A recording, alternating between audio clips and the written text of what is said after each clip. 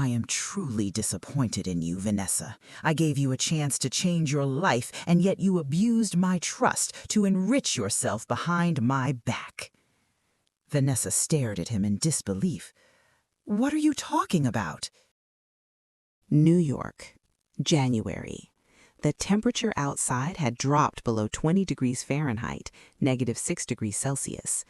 The wind howled in sharp bursts through the loose window frames of an aging apartment complex in Bushwick, Brooklyn. Inside a cramped studio apartment measuring only 400 square feet, about 37 square meters, the cold seeped into every inch of flesh. The old heater let out a few hopeless clanking sounds before falling completely silent.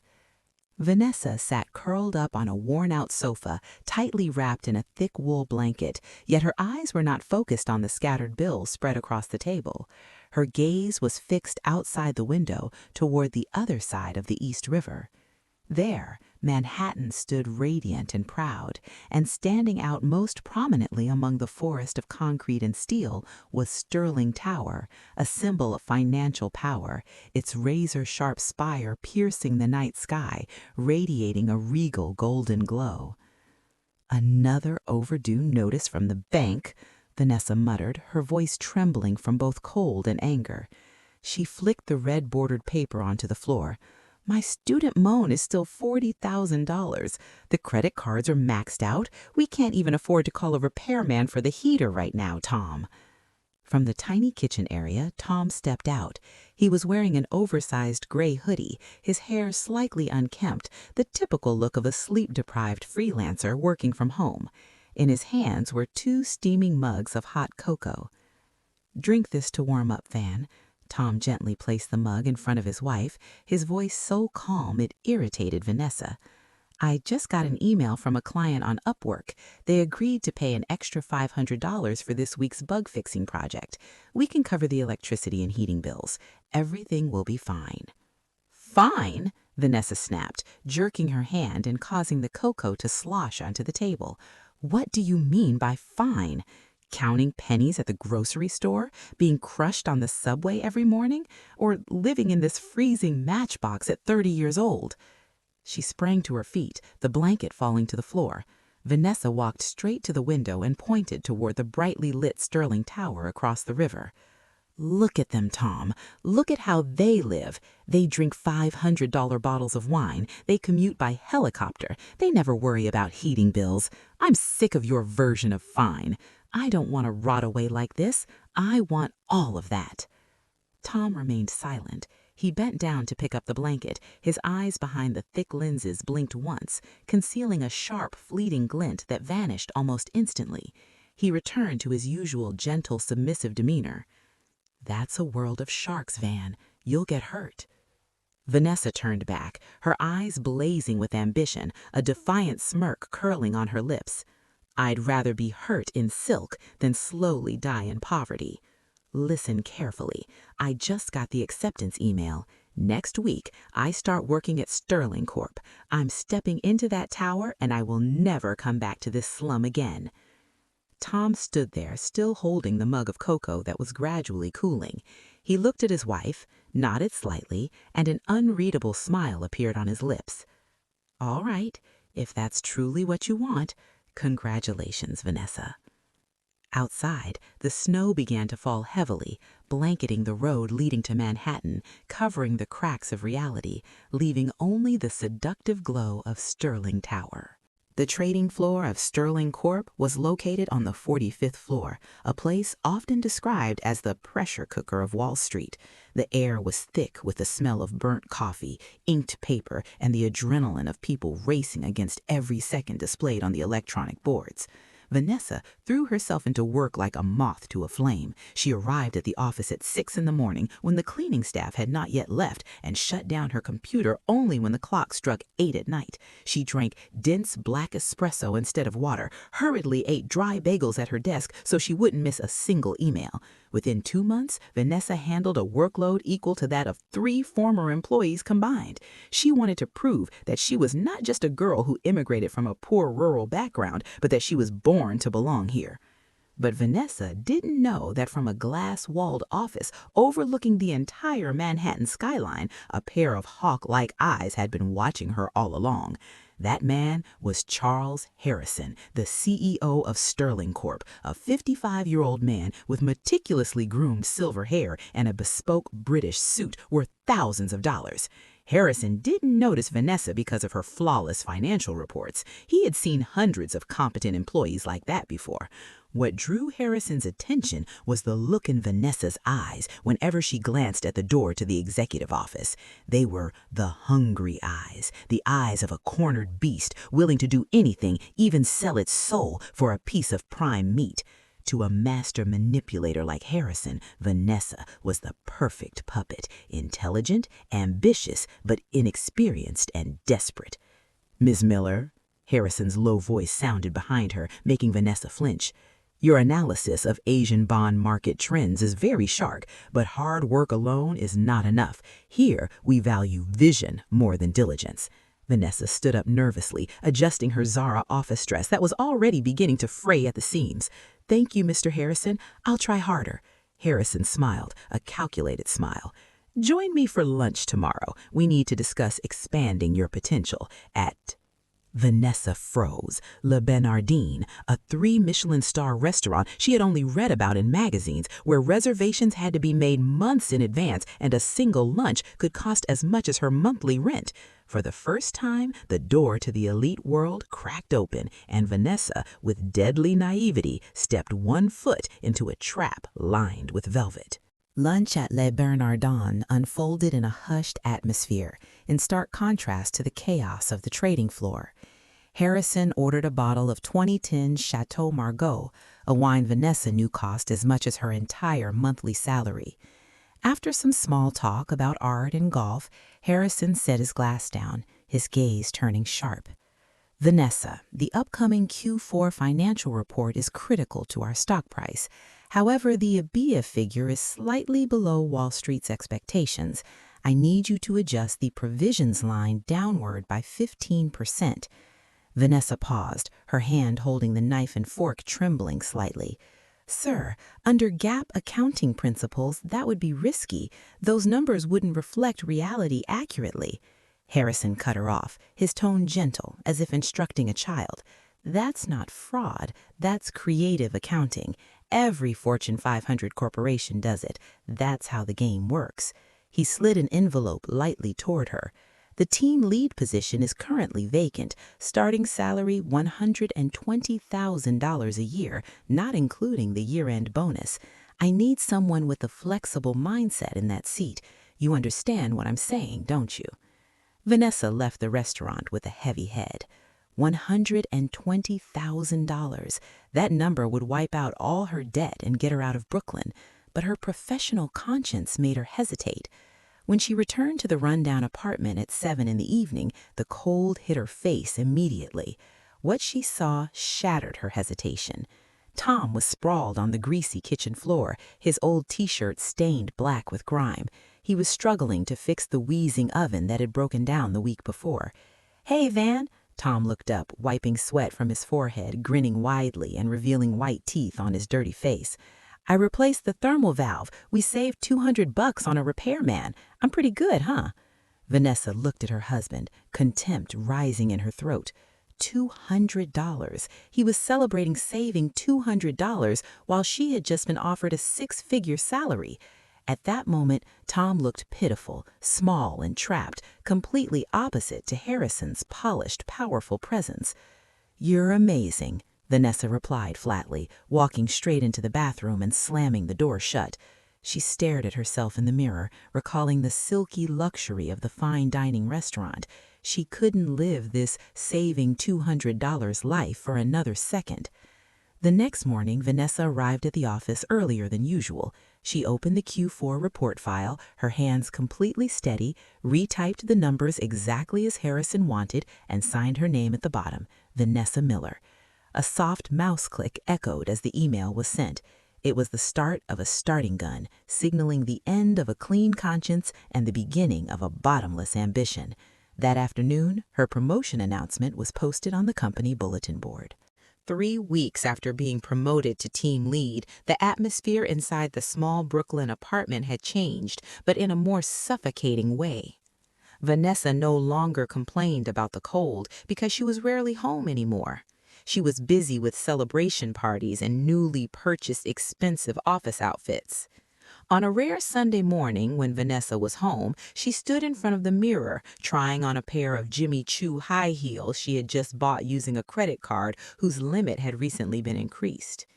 In the kitchen, Tom sat beside his old Dell laptop, patched with layers of tape, holding a mug of black coffee.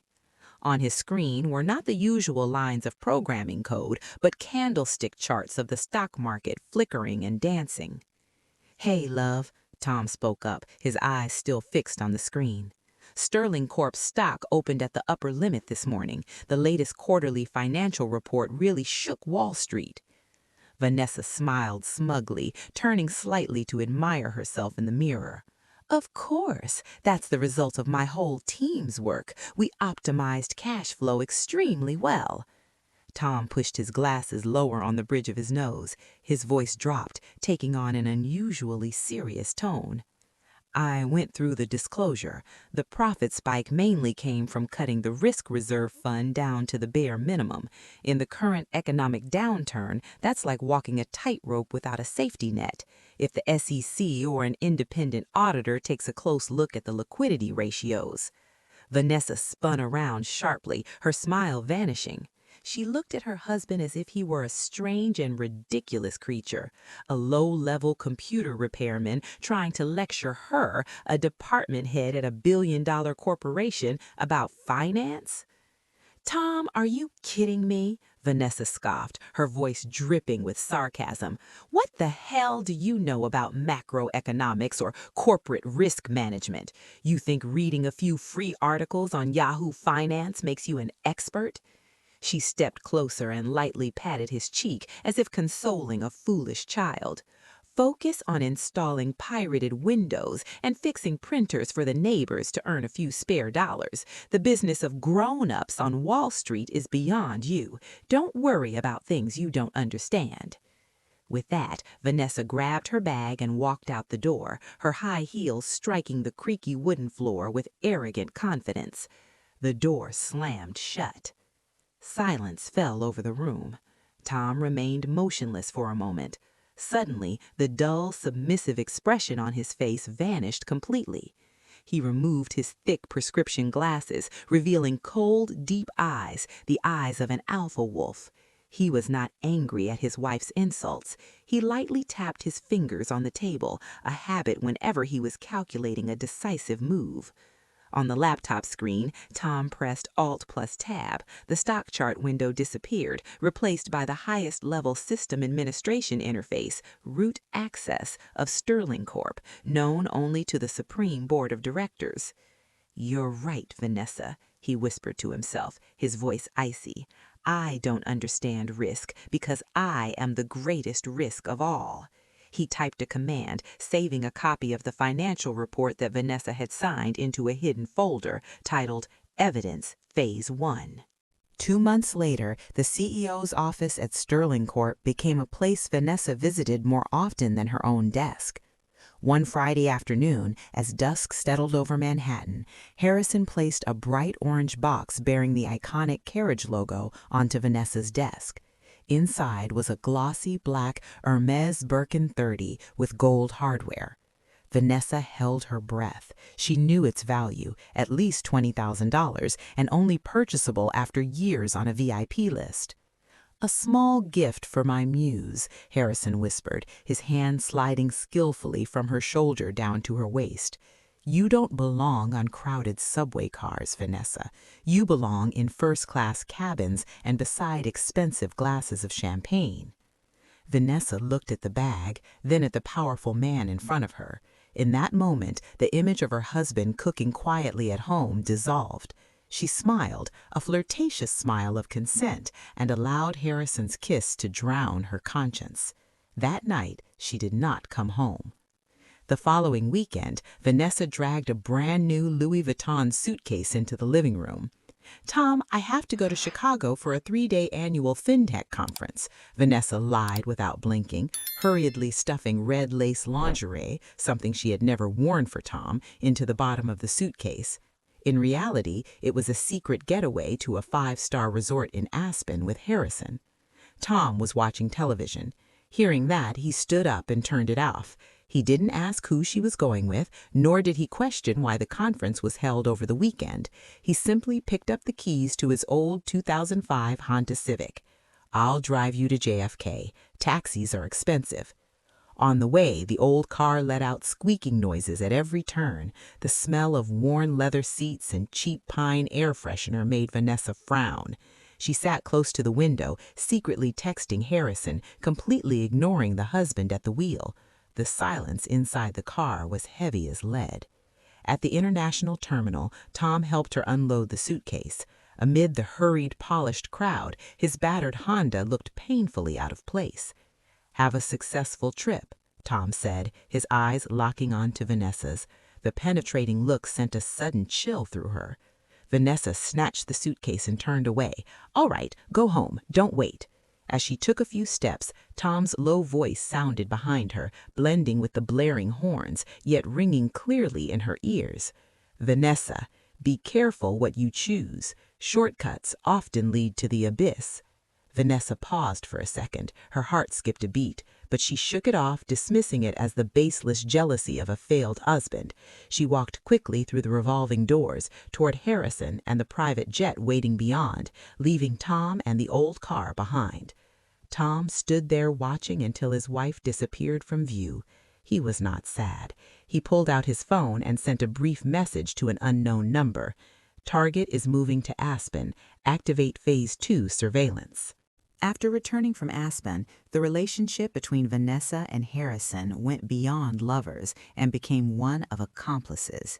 In a fully soundproofed private office, Harrison slid a thick stack of files toward Vanessa, stamped with the word "confidential." "Vanessa, you know the SEC and the IRS are watching me closely because I'm the CEO, Harrison murmured, his tone intimate and trusting. "We need to establish a chain of shell companies in Panama and the Cayman Islands to optimize taxes. I need someone I trust completely to be the legal representative.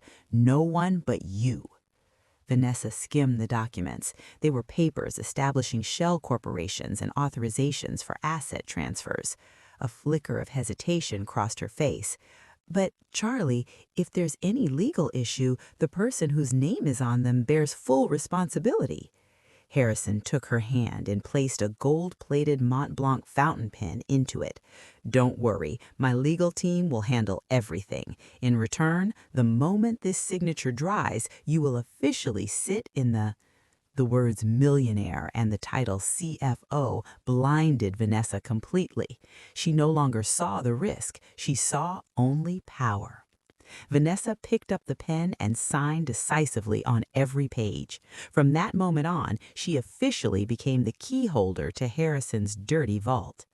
The first thing Vanessa did after her appointment was move out of Brooklyn. She rented a luxurious penthouse in upscale Tribeca for $15,000 a month.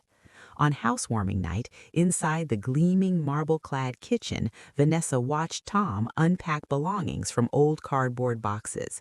His sloppy appearance clashed sharply with the elegance of the space. "Tom," Vanessa said coldly, holding a glass of red wine, "I've thought it through. You should quit your job." Tom looked up, startled.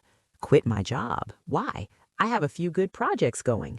"Your pocket change embarrasses me," she snapped, cutting him off. "I'm the CFO of Sterling Corp now. I can't let people know my husband is some freelance IT guy fixing computers for hire. You stay home, handle the cooking, the laundry, and drive me around. I need a trustworthy house manager more than a husband making spare change." She tossed a newly bought apron on Tom. "Starting tomorrow, you're a house husband. I'll give you a monthly allowance. Don't disgrace me." Tom held the apron and looked around the luxurious yet cold apartment. He wasn't offended, nor did he resist. He slowly put the apron on, tied it neatly, then looked up at his wife with perfect submission. "If that's what you want to protect your image, I agree. I'll be your support." Vanessa smiled triumphantly and turned toward the bedroom. She didn't realize that turning Tom into a house husband was the greatest mistake of her life. Now Tom had unlimited time at home, full control over the living space, and easy access to every confidential document she brought back without arousing a single suspicion. The wolf had been released right into the sheep's den. The annual Christmas Gala of Sterling Corp was held in the grand ballroom of the prestigious Plaza Hotel. Crystal chandeliers cast their light over towering pyramids of bubbling champagne glasses and the expensive tuxedos of New York's elite. Vanessa shone like a queen in a wine-red, thigh-slit evening gown worth $5,000, a strand of South Sea pearls draped around her neck. She stood at the center, laughing and chatting animatedly with a circle of Wall Street investors. Beside her, Tom looked utterly out of place and pitiful. He was wearing a black suit rented from a budget shop, the sleeves slightly too long, covering half his hands, the shoulders sagging, making him look like a child sneaking into an adult's clothes. A hedge fund manager jerked his chin toward Tom, swirling his drink and laughing mockingly. "So, Vanessa, this is your husband? I hear he's now your full-time support system, huh? Must be a great cook, right?" Giggles rippled through the group. Tom stood still, gripping a glass of water. Instead of defending her husband or smoothing things over, Vanessa took a sip of wine, her sharp eyes sweeping over Tom's shabby appearance, then replied casually, loud enough for the entire circle to hear, "Yes, he's very good at ironing my dresses and walking the dog. You know, God is fair. Those who have talent for making money go out into the world, and those whose only talent is enjoying life should stay at home. Tom is very lucky to have married me, aren't you, dear?" Vanessa's words landed like a slap across Tom's face in front of the crowd. The guests let out delighted murmurs at the cruelty and dominance of the Iron Lady of Finance. She had publicly turned her own husband into a joke to elevate herself. At that moment, Harrison approached, a premium Cuban cigar clenched between his fingers, smoke billowing thickly. He slapped Tom on the shoulder, as one would a servant, wearing a condescending smile. "You should know your place, Tom. Your wife is now the brightest star at Sterling. Take good care of her. There are successful men lining up to replace you all the way from here to the Statue of Liberty." The atmosphere tightened for a few seconds as everyone waited for Tom's reaction. They expected the weak husband to bow his head or flee. But Tom didn't either. He calmly adjusted the collar of his cheap suit, lifted his head, and looked straight into Harrison's eyes, smiling softly, though his gaze was as cold as a New York winter. "Thank you for the reminder, Mr. Harrison. You're right. Vanessa is a star.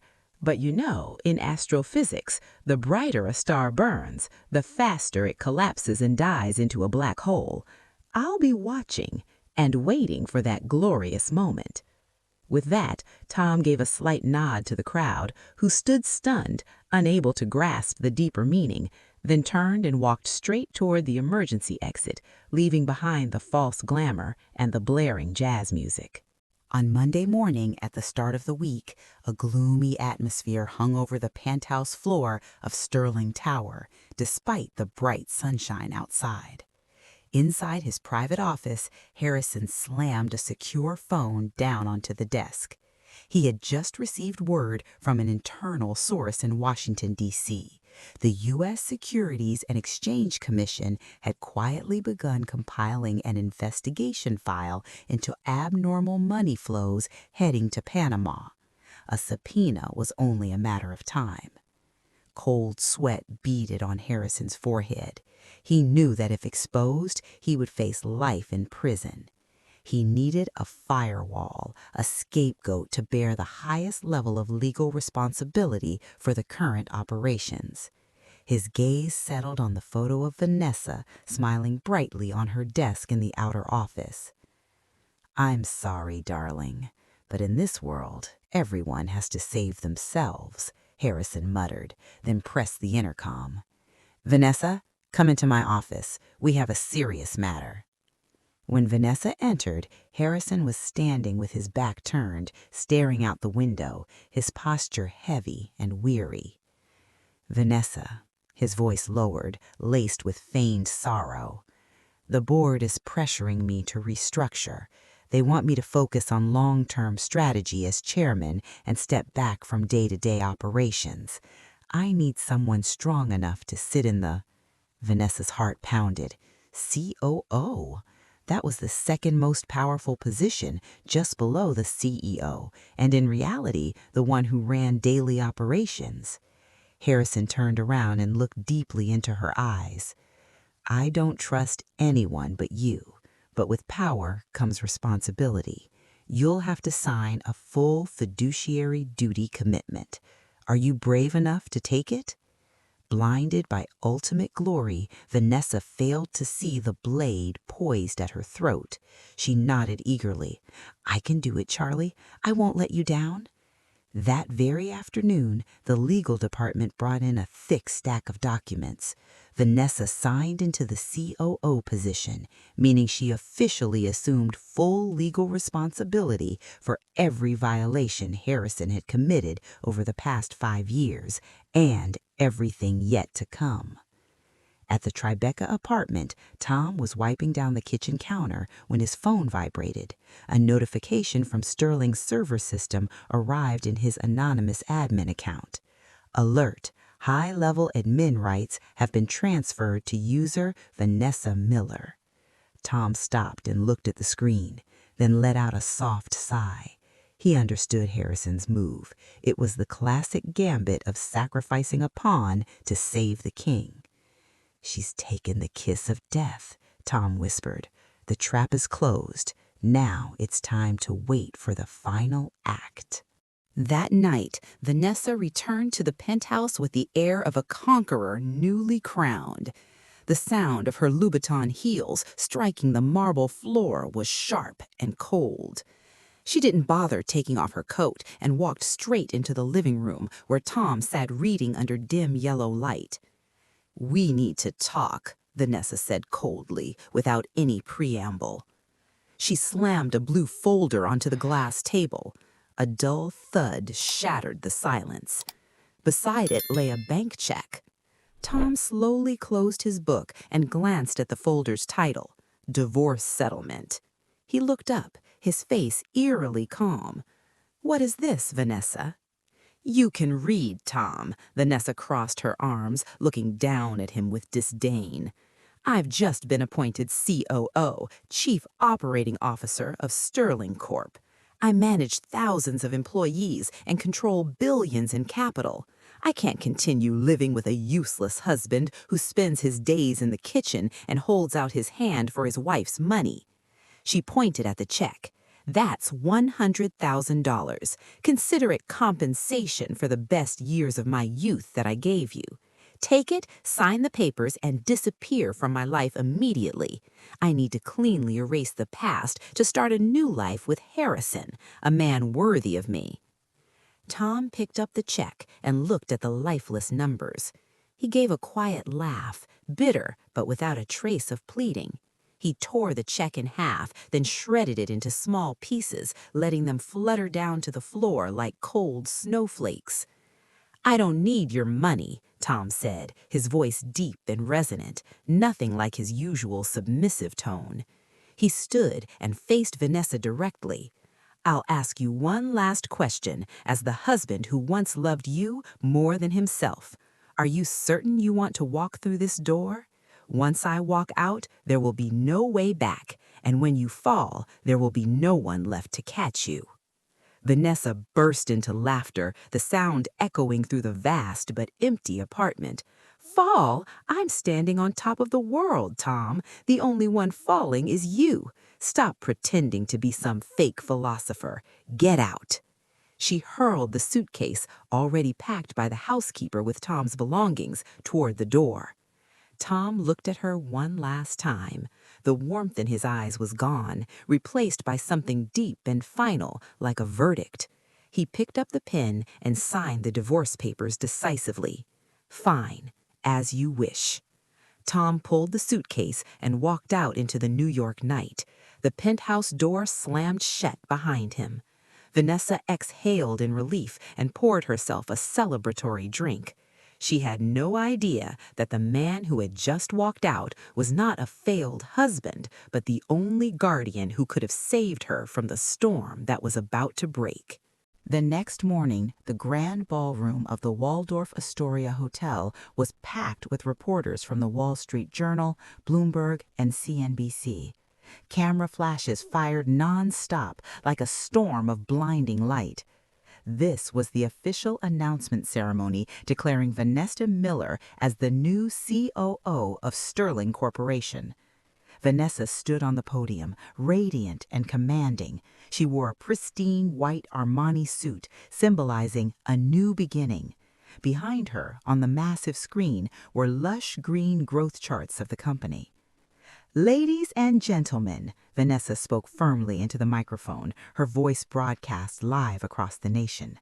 "Under the new leadership, Sterling Corp is committed to placing—" Before she could finish her sentence, a thunderous bang erupted from the main entrance, brutally cutting through the triumphant speech.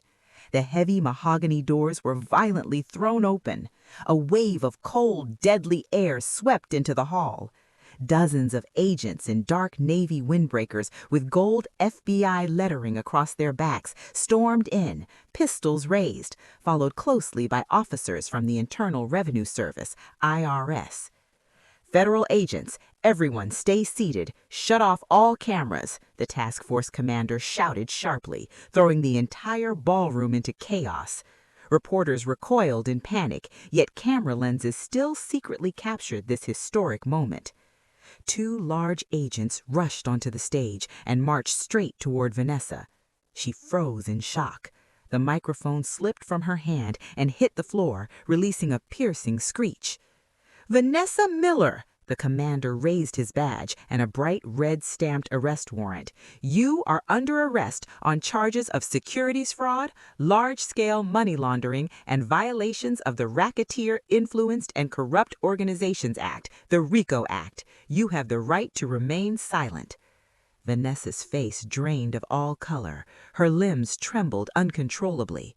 As the icy handcuffs snapped shut around her wrists, she screamed in hysterical panic. "No, this is a mistake. You've got the wrong person. I'm just an employee. It was Harrison. Ask him." She desperately turned her head, searching for Harrison.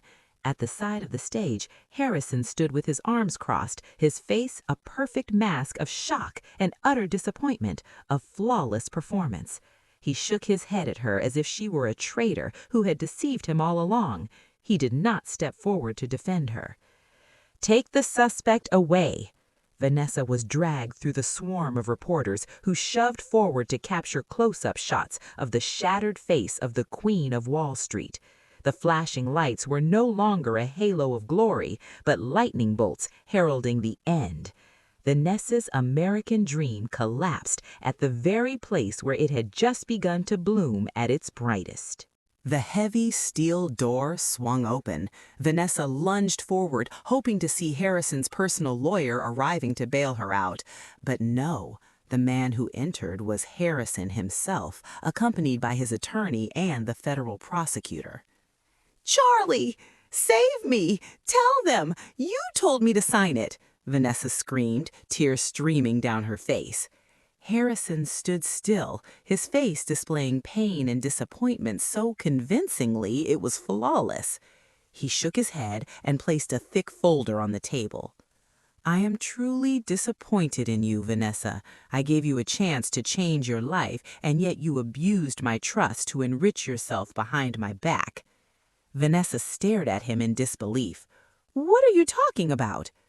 Harrison's lawyer spoke up, his voice icy.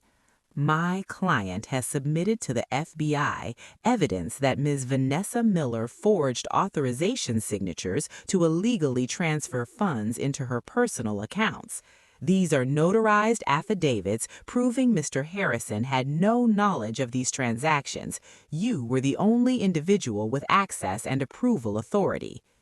Harrison looked at her, his gaze sharp as a razor. "You are a venomous snake, Vanessa. You will pay for your greed." Vanessa collapsed into her chair. In that moment, she understood she had been trapped from the very first day.